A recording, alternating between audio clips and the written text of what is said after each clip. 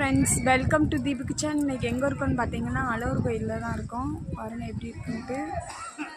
மதுரை வந்தீங்கன்னா மிஸ் பண்ணாமல் பாருங்க. கீழே வந்து 18ஆம் படி கருப்பு நல்லா தெரியும்னு நினைக்கிறேன்.